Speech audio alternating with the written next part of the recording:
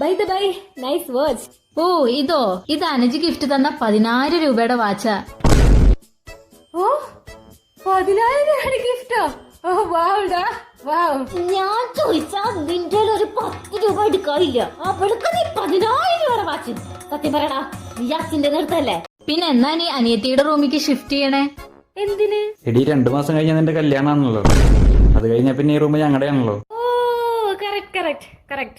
ഒരു ചെട്ടി പോലും സ്വന്തമായിട്ട് വാങ്ങാൻ കഴിയാത്ത നീ എന്റെ റൂം എടുക്കുന്ന? എന്റെ സാധനത്തിൽ വല്ല തൊട്ടു കഴിഞ്ഞ് കഴിഞ്ഞാൽ അന്ന് നിന്റെ അന്തിയായിരിക്കും. ശരി എന്നാ, എനിക്ക് നേരം വൈകി, ഞാൻ എന്നാ പോട്ടെ.